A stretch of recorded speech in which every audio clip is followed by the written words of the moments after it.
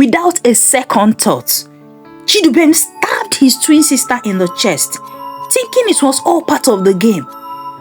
For a brief moment, he smiled, expecting Chinyere to stand up and laugh, just like his mother told him that they are just film tricks. But instead, she gasped in pain, her eyes wide with shock, and she collapsed to the floor. Blood pooled around her as her small body went limp, and Chidubem froze in horror. Welcome to Ijeoma's Moonlight Tales. Today's story is titled, How a 6-Year-Old Boy Stabbed His Twin Sister. The kingdom of Abam was a prosperous place filled with peace and laughter, ruled by tradition and wisdom. The people lived simply, but with deep reverence for family values. In a quiet corner of the kingdom lived Obiora, a father who worked far abroad, and his wife Adamma, who stayed at home to care for their twins, Chidubem and Chinyere. They were the pride of their parents, and they had them after 8 years in marriage. The twins were known for their vibrant energy and close bond. But despite the appearance of happiness, there was something deeply amiss in their home. Adamma was a woman of beauty, charm, and a penchant for the modern life. She enjoyed the status of having a husband who sent money from overseas, but she neglected the most important task of all, nurturing her children with care and attention. She attends all social gatherings, whether invited or not. She left the welfare of the twins mostly in the hands of their nanny. Their nanny, Mama Nkechi, often talked to Adamma about the dangers of neglecting the twins, especially when it came to what they are exposed to on television. But each time Mama Nkechi talked about it, Adamma would dismiss her with arrogance. They are just children, Adamma would say. What harm could a movie do? Chidubem, the older of the twins by just a few minutes, was a bright and curious boy. He loved to explore new things, especially the movies and the TV shows that his mother let him and Chinyere watch without any supervision. One fateful day, Chidubem stumbled upon a violent movie that captured his attention. The characters fought fiercely, stabbing and attacking each other. When he asked his mother, she told him that they were all film tricks, that those people stabbed won't die, but at the end of each scene, the actors would just rise again unharmed. To this young mind, it all seemed like a harmless game. Excited by what he had seen one afternoon, as their mother left for a party, Chidubem turned to Chinyere. Chi, let's play like the people in the movie, he suggested eagerly. Chinyere, ever trusting of her brother, agreed without hesitation. She had no idea that their innocent play would soon spiral into a terrifying nightmare. As they imitated the characters on screen, Chidubem, in a fit of excitement, grabbed a kitchen knife left carelessly on the table. He believed it was all part of the act, just like in the movie. Without a second thought, Chidubem stabbed his twin sister in the chest, thinking it was all part of the game.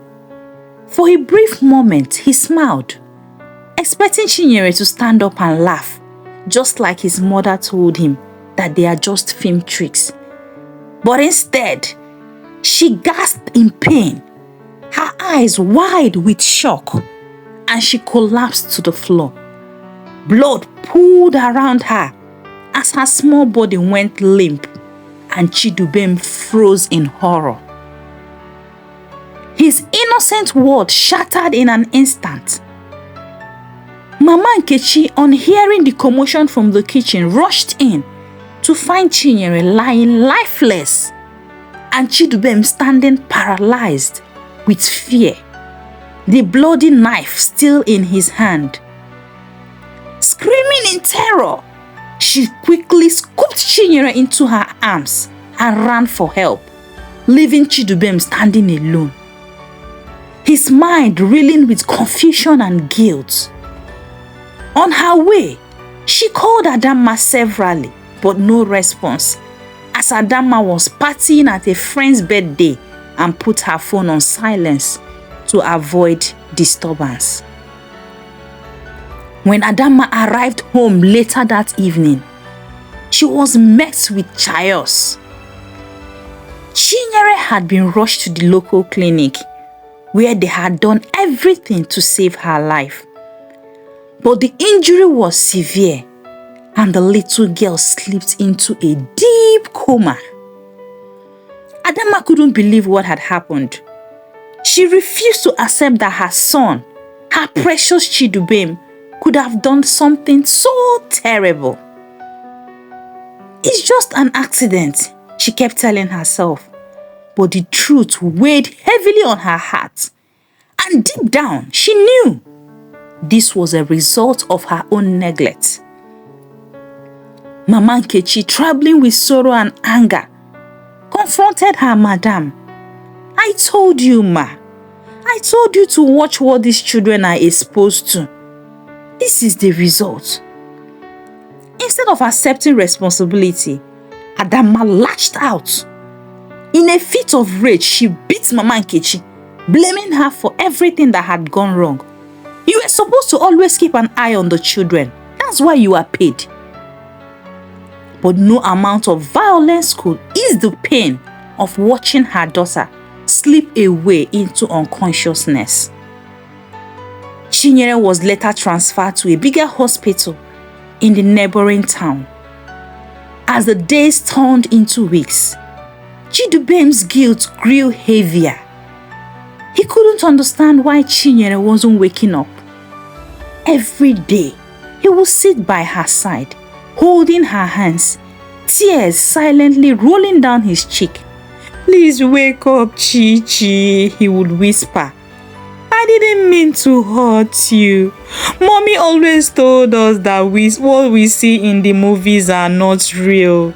That those people will soon stand up. Please, Chi-Chi, stand up. But his sister remained unresponsive. The doctors and nurses had done all they could, and now it was up to fate. Meanwhile, Adamma's facade began to crumble. She could no longer deny the role she played in this tragedy. Mama Nkechi, although hurt, continued to care for the twins with a heart full of love. She prayed fervently for Chinyere's recovery, hoping that the mother would finally learn the lessons she had ignored for so long. Far away, Obiora wasn't himself.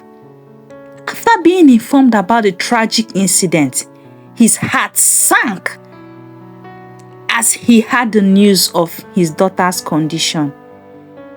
He started planning an emergency trip back home. But with the nature of his job, it wasn't instant. But when the leave actually happened, he booked a flight. He was filled with mixture of anger, sorrow, and even guilt for not being there to protect his family.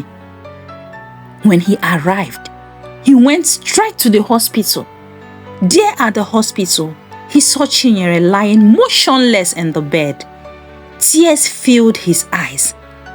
He had worked tirelessly abroad to provide a good life for his family, but he realized he had missed out on the most important part, being there for them.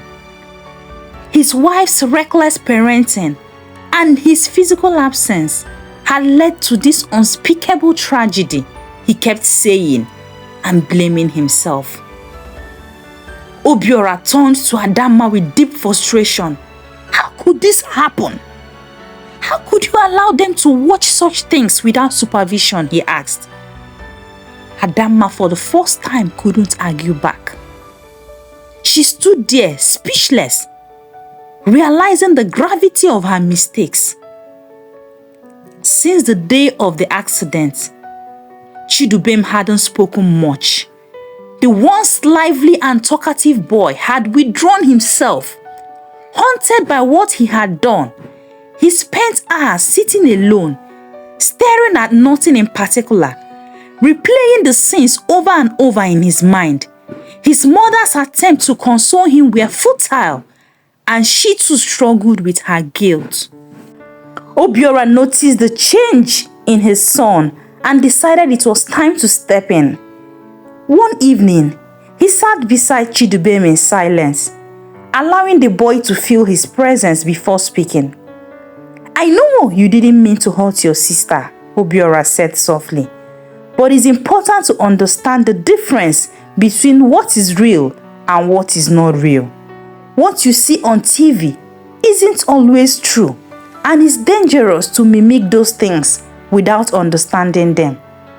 Chidubem nodded but remained silent. Obiora knew it would take time for his son to heal, and likewise himself too. Adamma found herself reflecting deeply on the series of events that had led to this catastrophe.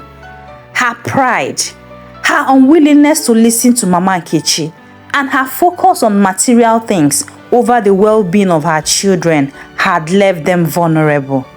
She realized that being a parent was more than just providing food and shelter. It was about being present, setting boundaries, and teaching right from wrong. She thought back to all the times she had brushed off Mama Nkechi's advice, too focused on her life to realize the dangers lurking in the media her children consumed. Now, as Chinyere lay in coma, she could see clearly that she had been blind too before. The price of her negligence was too high, and there was no guarantee that her daughter would survive. Mama Nkechi never stopped caring for the twins.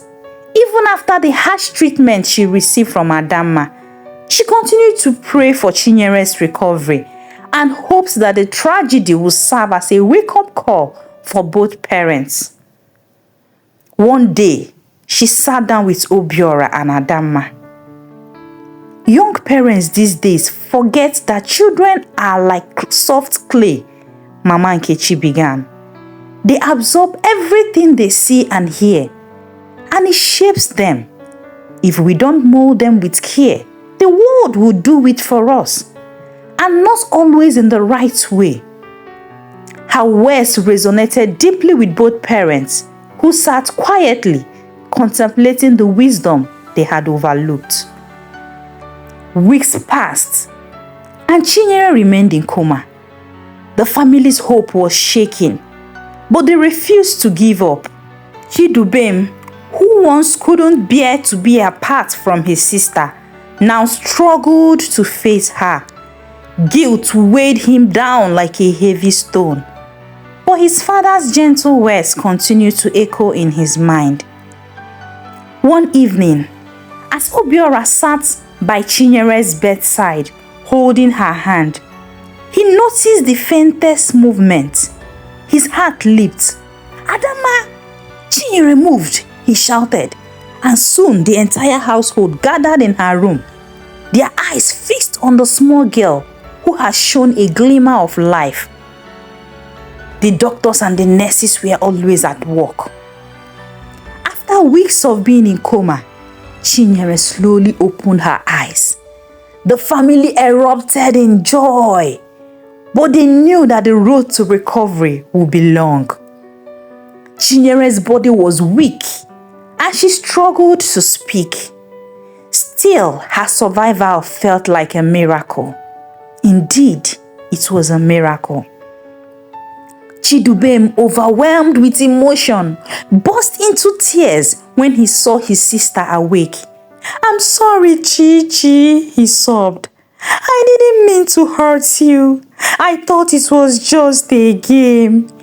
Chinyere, still too weak to speak, reached out and touched her brother's hand, offering him silent forgiveness. The bond they had shared was still there. One afternoon, Adamma called Mama Nkechi into the living room. "I owe you an apology," Adamma began. "You tried to advise me, but I wouldn't listen. My pride blinded me, and because of that, my children almost paid the price. I'm sorry." Mama Nkechi smiled kindly. "It's not too late to change, madam. Parenting is a journey, and we all make mistakes. What matters is that we learn from them to avoid repetition." With Chinyere on the road to recovery, the family began to rebuild their lives. Adamma, deeply humbled by the experience, became a more attentive and loving mother. She limited the children's exposure to television and took a more active role in guiding them, ensuring they learned valuable lessons about right and wrong. Obiora now decided to work closer to home, visiting more often, and then planning on relocating the family soonest. He started prioritizing his family over his career.